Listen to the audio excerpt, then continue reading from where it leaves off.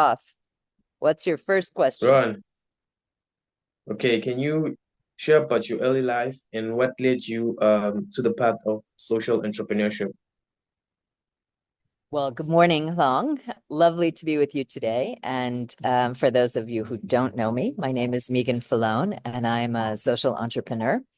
I've been both a founder and a co-founder, as well as a serial entrepreneur, both for-profit and not-for-profit, but always with the objective to make impact on a what I call a wicked challenge or a problem. And those problems are in the bucket of problems for human beings and human beings' ability to reach their aspirations, or the planet and the health and care we need to take as a respectful resident on the planet that hosts us. So all my work has always been somewhere between those two things, how people and the planet coexist in generative ways that create value for both of those different types of people, and really fighting against inequality on many, many different levels that have evolved over my learning and many years of seeing where the systemic problems really start with inequality to create inequality. And I think that was a pretty profound moment for me to realize about 2012, 2013, that actually the place where those inequalities start is in our own mind, our own perception of ourselves and what our potential is or can be. And that's all narrative that gets stuffed in us from outside sources, not from ourselves. So really trying to help young people and women in particular to see themselves as having the potential to do anything they want to be able to do. Thank you so much for the intro, and it's an honor to have you now on the show. Um, you know, I recently had a guest called Sarah Kumalo, the first Black woman to summit Mount Everest in Africa.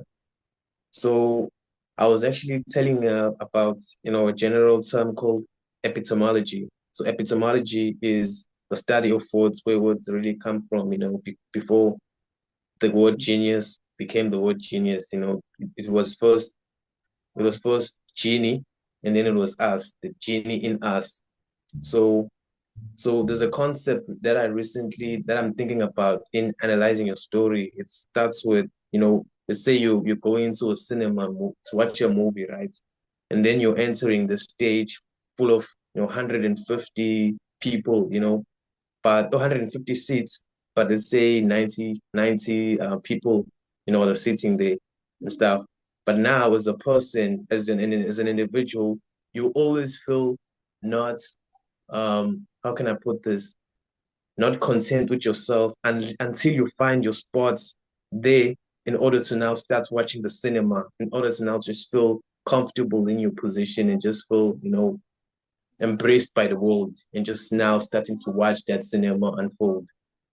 So that's the genie in us. I think everyone has that ability to, I think that's how you found your place in the world. And I'm very inspired by the world. That's why I was always like emailing you, trying to connect with you, like I'm trying to, yeah, man, it's an honor, I really. think, I think what you're talking about is really important, right? It's really important because we learn who we can become and who and where our place is in things when we try a lot of things, when we try and we fail and we learn and we try again and we keep falling forward. And with each of those steps, there really is no failure. There's just a learning about yourself and about your potential and about where you could make a difference in a situation in a positive way. So I think that's a problem because we view that as risky, and we tell our children that it's risky to try. But there's no risk in trying. There's a big risk in inertia and in not trying. Because the risk when you try nothing and you take no chances and you try nothing new and go nowhere new and push yourself beyond what you know and you're comfortable with, is that in the end, you never know your place, right? And you spend your life wondering how you can become part of that movie that's playing on the screen, but feeling like you're just a bystander, right? So for me, there's a big amount of resilience, personal resilience, personal discipline, personal challenge. And that's lonely sometimes. And we don't talk about that, right? We make it seem like it's an easy journey to those things, but it's not an easy journey. It's a hard journey, like being an athlete or being an academic or being anybody who succeeds to a certain extent in whatever they're doing. It's been a difficult journey. So I think recognizing that life is not easy, life is going to be challenging. And can we see those challenges as opportunities, as just not something to be surmounted, but something to enjoy, to really enjoy those challenges? This is really, really the key to sort of that coming to where you're comfortable, coming to where you can make a difference, coming to learning about yourself, because everything starts with your ability to know yourself well. And just to build on your mountaineering analogy, so I was a high alpine mountaineer. I did a huge amount of mountaineering expeditions in some of the most remote and beautiful places on the planet. I've had extraordinary opportunity, and sport has always been something really important to me in terms of finding my own resilience and my own self-discipline. So much of my leadership capabilities has come from the lessons I learned underwater, on top of a mountain, in the middle of a forest, trying something that I never thought I would be able to do, and then doing that thing, realizing I was capable of much more than I initially believed. And that's where, you get energy. That's the place you get energy. You sit on your sofa, you scroll all day, you don't get any energy. It doesn't work like that. It only works when you test yourself, when you push yourself.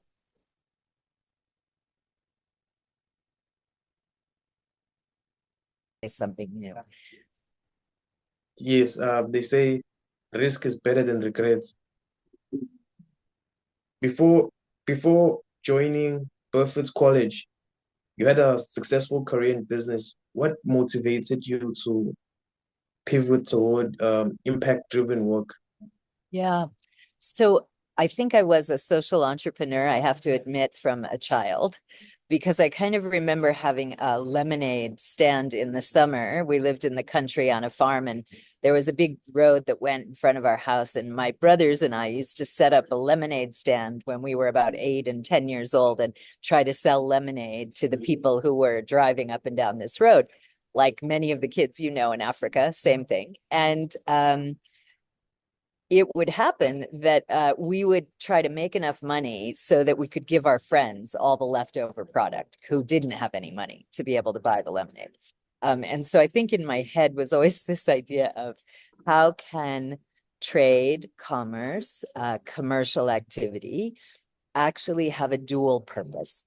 How can we use economies as a driver for building markets, building opportunity, building wealth, but at the same time, push ourselves to understand how to recycle that back into really positive opportunities? And how can we do that without extracting things from the world around us, the natural world? Or if we are going to extract things, how do we make sure we build in the regeneration and the reinvestment in the planet and the natural world? So that's a deep lesson from my family. My great grandfather ran a timber mill and in New Zealand, and he was reforesting, 120 years ago. So it's a lesson that was part of my family, that idea of regeneration. And so, yeah, so I think those things were always there. Like we all have these experiences in our journey, these awarenesses.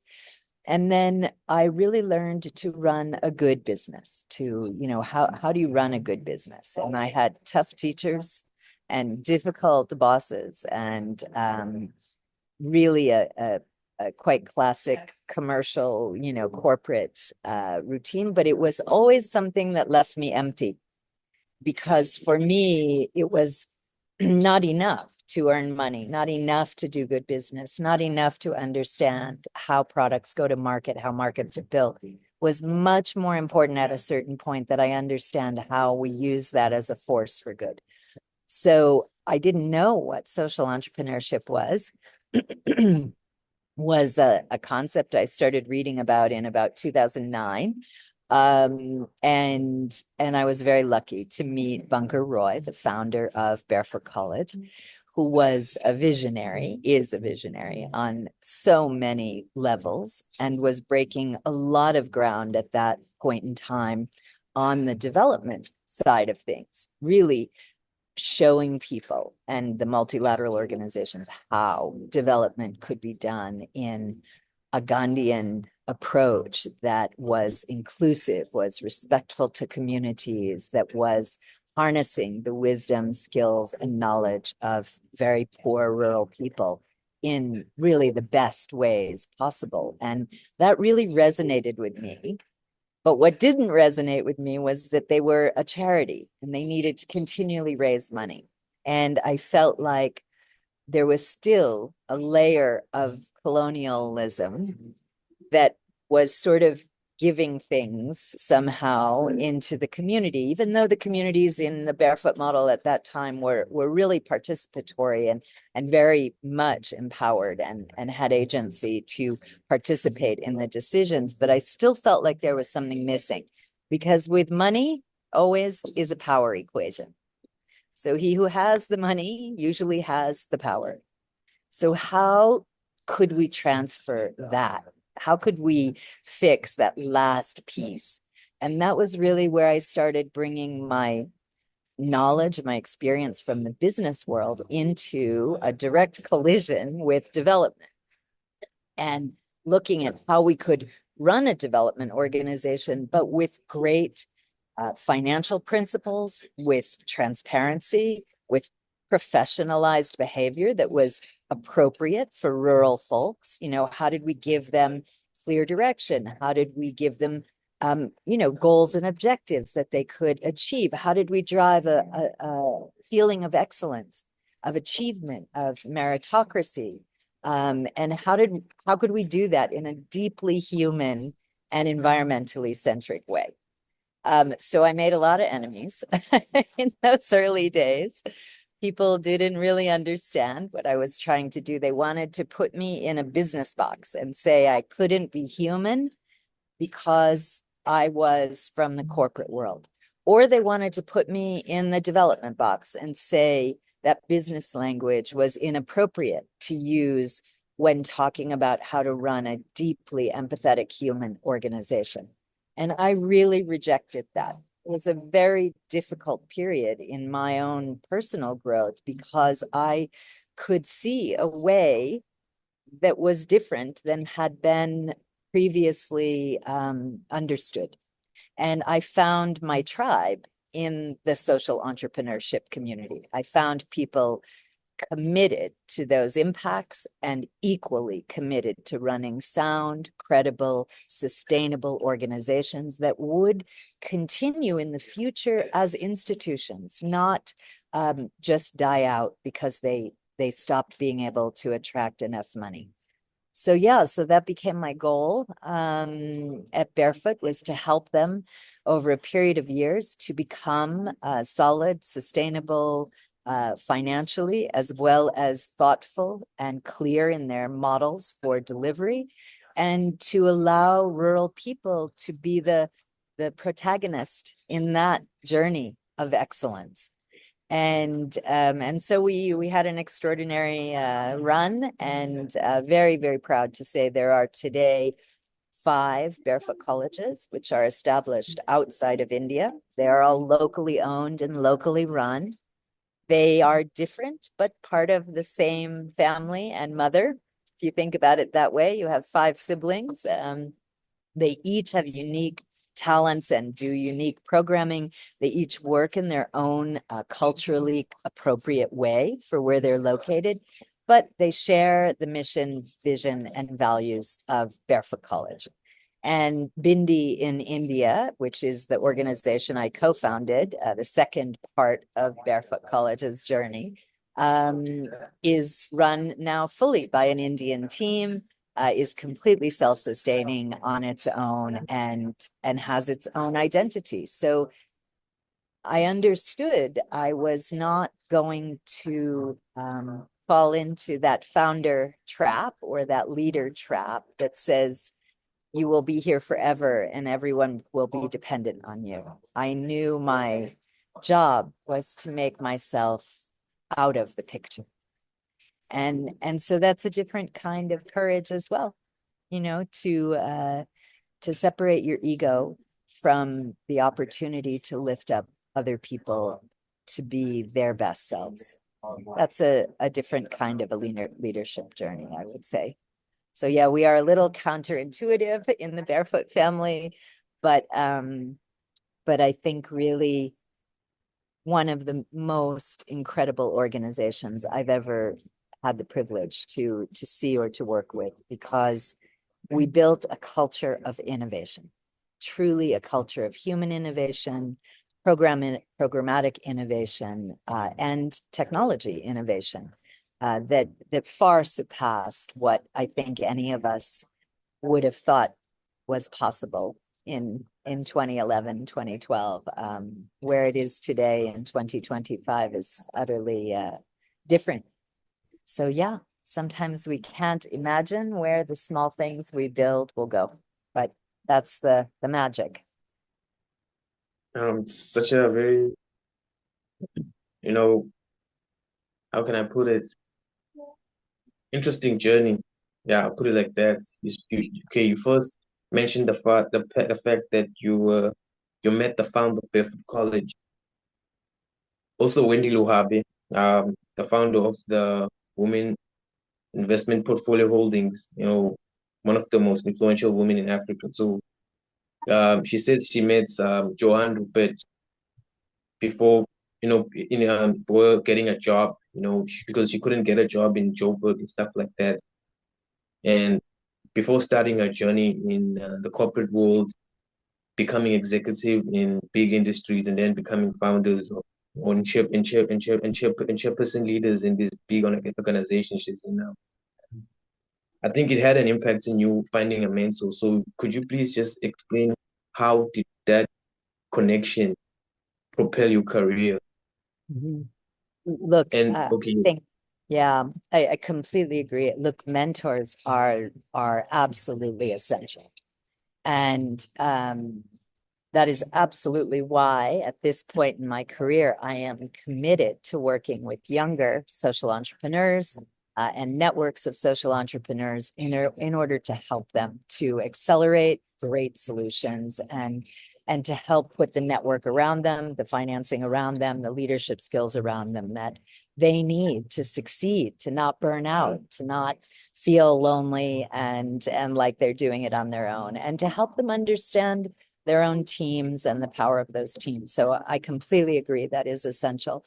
I was really lucky. I mean, for an award-winning, absolutely visionary founder of a grassroots Indian organization to place the trust in me, a white girl from the global north, who didn't have a resume of 5 social enterprises I had started, for that kind of trust to happen, you have to be an exceptional human being, right? You have to really be willing to trust other people and know that even if they fail, you will help them to stand back up and to head in the right direction. Like we do with our children. I failed every day I went to work, hundreds of times a day. And to Bunker's credit, and yes, we fought and we argued and we had discourse and we learned each other over, several years, but there was always an absolute sense of certainty that when it came to the human choice, that he and I were completely aligned. The human beings in a community would always come first, no matter what, no matter what. No matter if it cost us money, no matter if it cost us reputation, no matter if it cost us time, energy, whatever it was. And I think from those kind of places of mutual understanding, those key points of mutual understanding, and those are about your values, right? Those are about your default mechanisms, about what's really important to you. I think from there, great relationships are built and great mentorships can come. So I had him, that was sort of one of them, but that's not enough, you know? And by the way, Barefoot was run by men and it was empowering women. And there were no women in senior leadership positions when I walked into that organization. So they had a journey to make also as a team and as an organization to really understand it wasn't good enough just to make programs that empowered women.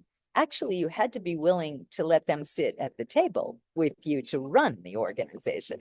So this took quite some time. And that was something I don't even think they were thinking about at that time. The way they understood the work was a very male point of view. Not that it was wrong or even inaccurate, it just wasn't complete. And so I think what I brought to that situation, what many of the young women who I brought into the organization brought to that journey, was a deep understanding of what transformation was actually happening for those women and how together we could really transform whole communities, systems of government, large scale change. And so I do think that combination of male and female is just so essential. And sometimes you have to orchestrate that. You have to push yourself to orchestrate that a little bit. It's not always evident how that happens. So yeah, that's one thing. The second thing is that I was incredibly blessed to meet a woman named Pat Mitchell very early on in my journey at Barefoot. And Pat is an incredible force for change, for women, and for communication. And she took me under her wing, gave me access to her network. She shared with me fearlessly. She's pushed me down when she knew I was making a wrong choice, and she lifted me up even in front of her in some moments when she knew it would shift and give me the leverage I needed to push the organizational work forward. And those female friendships are also essential. If women can't lift women up, if we can't, every time the phone rings and a woman says, I need your help, I need an introduction, I need your network, it's so hard to ask as a woman. And so you have to just be there and deliver on that every time. That's part of our collective responsibility. So I was very lucky to meet Pat Mitchell, Rhonda Carnegie, Mary Robinson, and a slew of other incredible women in my professional life. And then the third thing is in my personal life, I had mentors. I had my dear friend Atalanti Moquette, who runs Giving Women in Geneva, an incredible organization that represents grassroots women. And so women in your personal life also become a force for inspiring you. Deborah Shivo is a doctor in Lausanne who has become incredibly inspirational for me. She's a generation younger than me, but every day waking up to push the boundaries entrepreneurially of her business. She's a medical doctor, so also pushing the boundaries of how she is defining women's health. And so I think that intergenerational aspect. So it's sort of, can you have some mentors who are in your exact sphere of work? Can you surround yourself with mentors who, really are multi-generational and you learn from and they excite you and lift you up? And can you put some energy into your personal life to make sure that you have friends around you and family around you who are also people that inspire you and push you forward? So I think absolutely essential to identify mentors. And anybody who won't be a mentor for a young person in particular, I don't have much patience for them.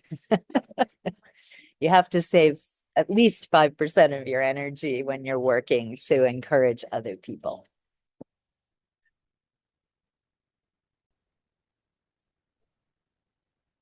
This is going super well so far, super well. Okay. So I was generally listening to I don't know if it's an interview you had with Hillary Lawrence, also big on the organization. You're explaining about how other women are protected in terms of like in Barefoot College, how they're protected in say getting married at a very young age, because now they do not have the capacity to contribute, in terms of money. So their families now want them to get married so that they could, foster a relationship with the husband, of the daughter. So now you started talking about creating a system whereby women are going to have the social entrepreneurial skills to provide for their families. So now it's creating a mass movement in terms of um, young young women from poor backgrounds in India, you know, starting to make a big shift in their lives, starting to become, thought leaders, start to think about themselves and stuff like that. So Barefoot College, its main goal, it empowers rural women to become social engineers. Why is this model so effective? And what were the biggest challenges in solving Barefoot College's impacts globally?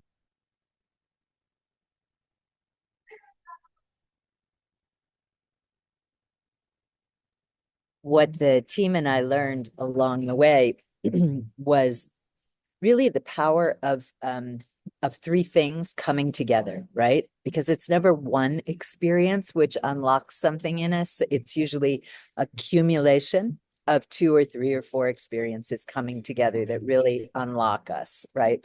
So for women, the magic place was where competence, so learning to be a solar engineer, learning to manage a piece of digital technology, it doesn't really matter what it is, married to belief in yourself, so confidence, like learning to have confidence in yourself that when you meet a difficult task, you can do that thing. You will find a way to learn that thing. That's fundamental, those two things. And then surrounding yourself with the third thing, which is a community around you. So peers and people who support that journey makes you feel not alone. So it turns out when you blend confidence, competence, and community together, you have a win. Explaining was that it really comes from an understanding, it came from an understanding within the team and I, that that if you unlocked competence for a woman, if you were able to give her a skill that was something she never dreamed she could do. So in our case, that was solar electrification, solar engineering, her building a 196-piece circuit board and installing those sets in her whole community so that she becomes the hero, the sort of person who delivers the thing that the community wants most, right? And they never imagine that a woman will climb up a ladder onto the roof, put a solar panel, build a solar set, and be able to repair and maintain that forever. In most of the global south, they assume they need to have someone from a city come to do any kind of technical work in the community. So this idea that suddenly a community has their own self-sufficient program to bring light that costs them nothing is a pretty powerful, route to competency. So that's one of the bubbles. The second bubble is around confidence. So for a woman in the global south, from the minute she's born, people are telling her, usually men, what she cannot do, where she can't go, what she can't do, what she shouldn't try. And so in her head, her default is, I can't. And so we set out to build a curriculum called Enrich that at every stage for a woman helps her to recognize that she can and to say that out loud. So I can do it. It might be something I don't understand. It might be something I never saw before, but I can do this thing. And that happens in two ways. One, through the Enrich curriculum, which is a sort of micro entrepreneurship curriculum that surrounds women with a better knowledge of their body, their potential, and their economic opportunities, as well as their role in being a proponent of sustainability environmentally in their community. So that's one part of it. The second part of it is that with everything she learns in the solar engineering curriculum, she is facing something she never saw before. She doesn't know. And the curriculum and the team are design that experiential learning so that she is able to at every step master that thing that she thought she couldn't do. So the combination over a couple of months, those two things, her acquiring competency and knowledge and her realizing she can do many things she never thought she could do. This is the second part of the journey and the bubble. And then the third part is to surround her with a community of people, other solar mamas, other of our staff and our team around the world that help to reinforce what she's learned, her competency and her confidence.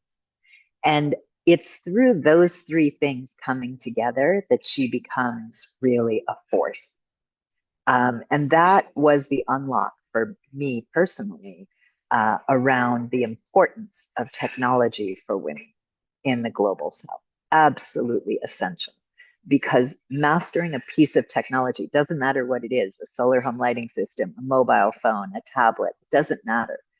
That experience helps to give confidence, competence, and it helps her feel part of a bigger community. And now she feels equal to try for the next thing. So that's obviously why I was very, very committed to building inclusive digital technology, why I am right now working on a lot of, that's why I'm here in Rwanda attending a global AI summit for Africa, because I believe extremely strong in the power of technology to give women in particular agency and to unlock their ability to lead and play an equal role in the community. And that allows them not really to talk about gender or to get into a lot of the social, deeper social norms.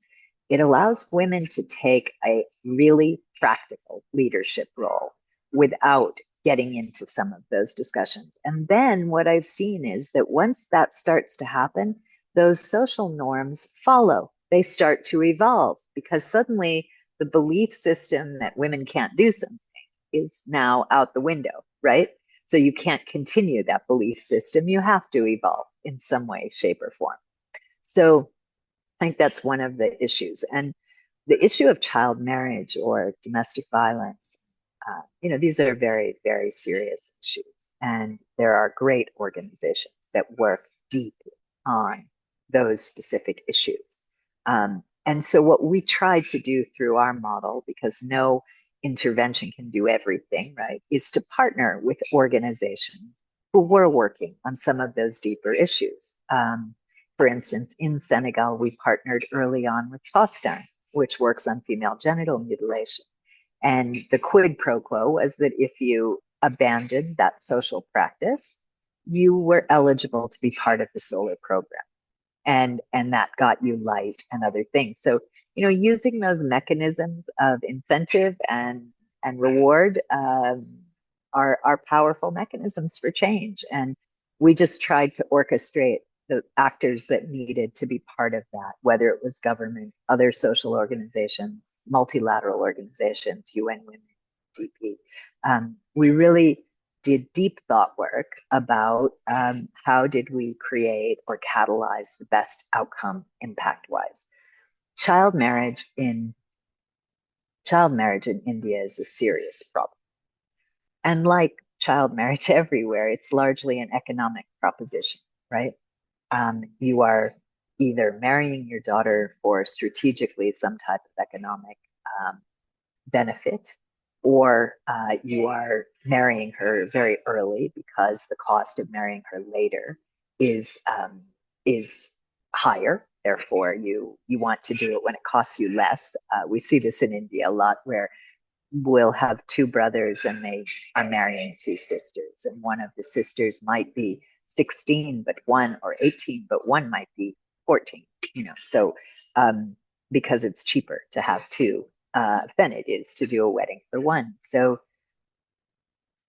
understanding that issue is completely linked to social sanctions, right, that may have negative impacts for you if you don't follow them, or linked to economic benefit, helps you to then understand what's my role in helping to deconstruct this practice.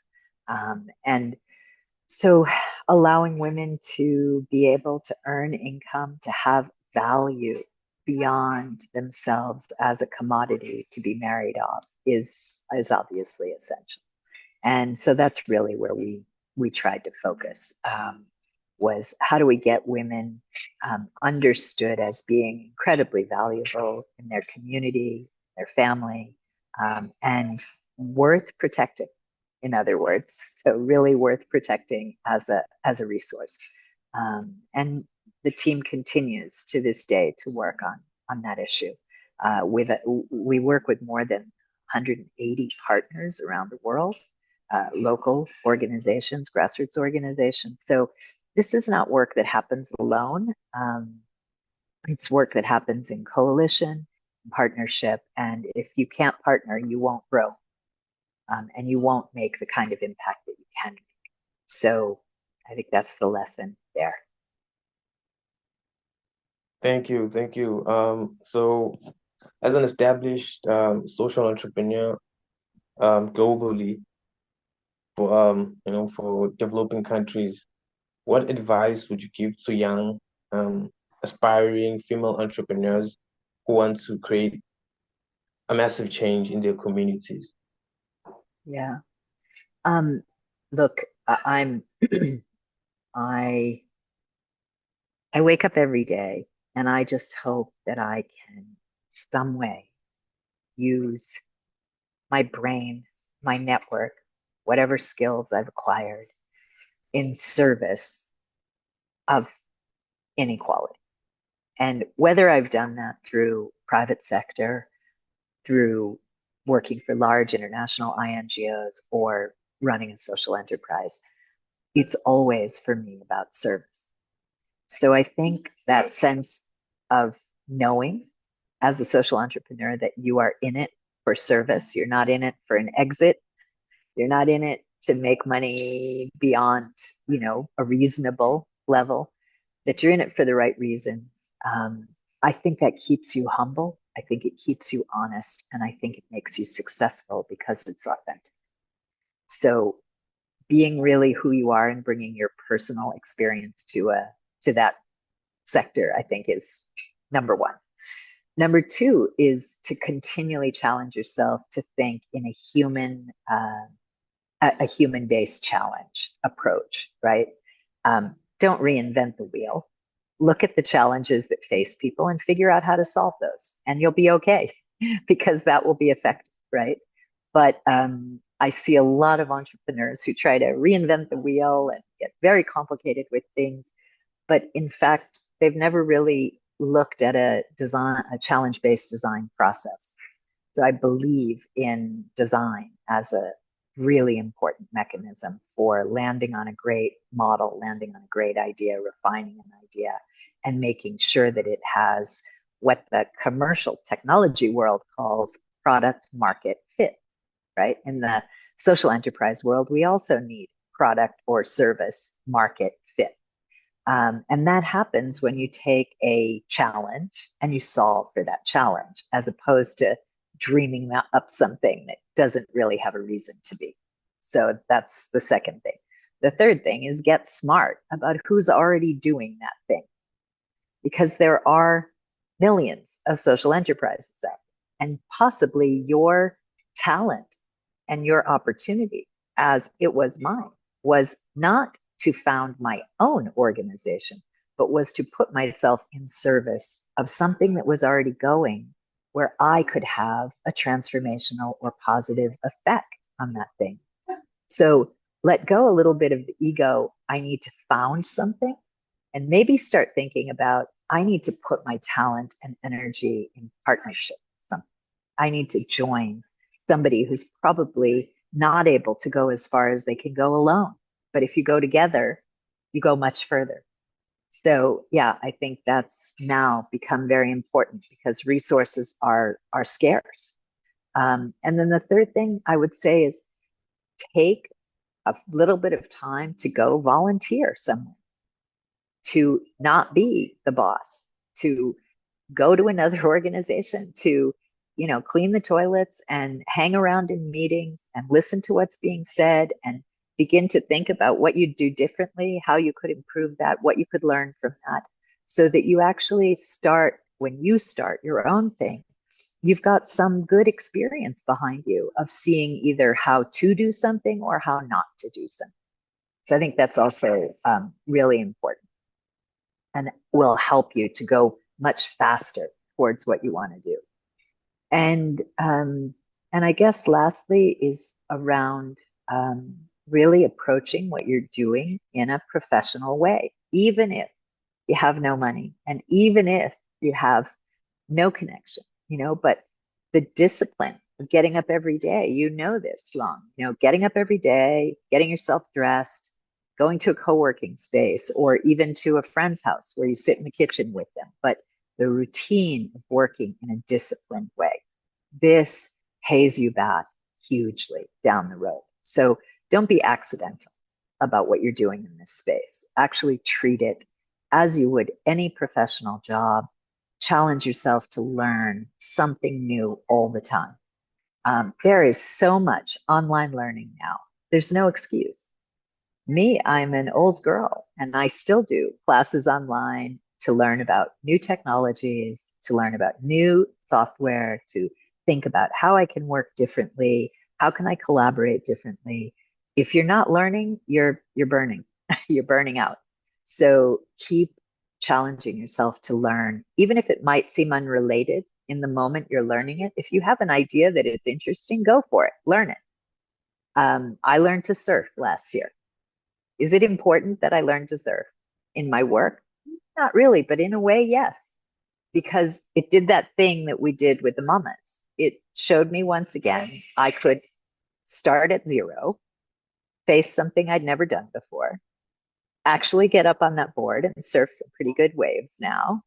And I was able to master that, later in my life. So I think these opportunities for learning doesn't matter if it's directly related to what you're doing or if it's something completely just that gives you pleasure and joy. Joy is essential in what you do.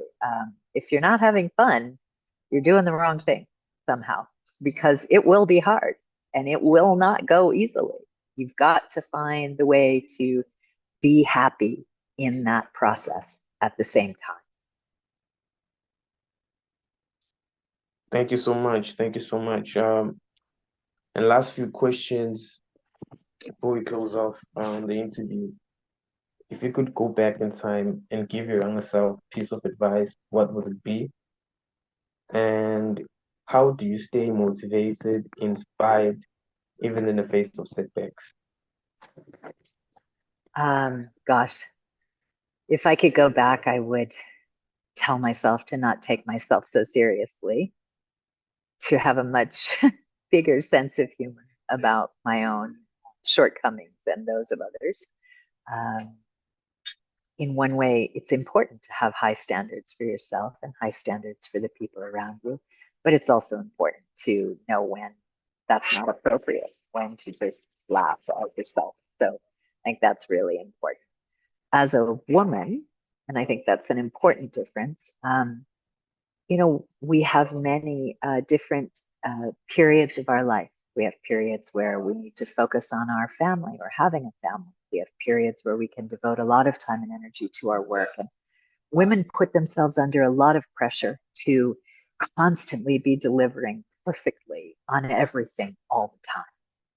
And if there's one lesson I've learned as a woman in this space, it's that it's okay to step to the side for a period of time to focus on some other things. You come back to what you're doing full of energy, ready to go again, and you haven't lost any ground. You've just, given yourself a moment to sort of reposition who you are and to reinvent yourself. So I wish I'd known that when I was younger, because I was pretty driven and thought I needed to be on everything perfectly.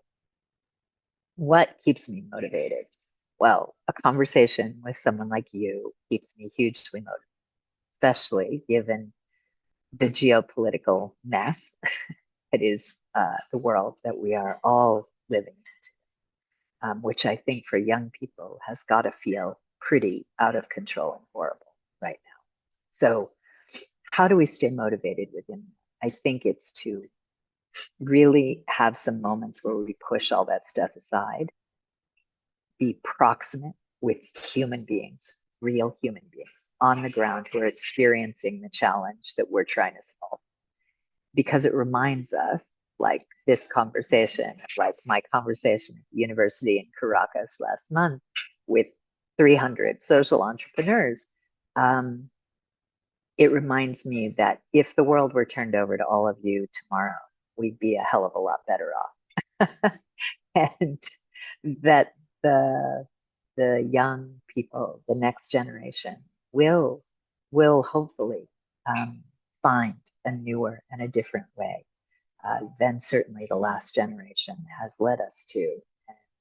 And so I have a lot of hope and motivation that I have to just work harder to support all of you and to be a resource and an enthusiastic voice to keep going in the face of the craziness that's around us right now. Because the solutions for a better way are in front of us. We know how to remaster our financial and economic systems. We know what will work. We know how to take care of our planet. We have planetary boundaries work that is concrete and clear. We know how to do good, solid development and economic development with human beings. And we know the power of technology. So the question is, can we together actually put those things in practical action and really shift? And that's going to take us giving up some stuff that we might like, because that's not going to be a painless journey. So again, back to personal discipline, personal leadership, authenticity, and service. I'm going to leave you on that note. Yeah, thank you so much. It's been a great honor to have you on the show. And I hope you massive success in the future with all your projects and stuff like that. Congratulations on your work. And I hope everything shines through in the future. No, thank you so much, Long. It was a lovely conversation.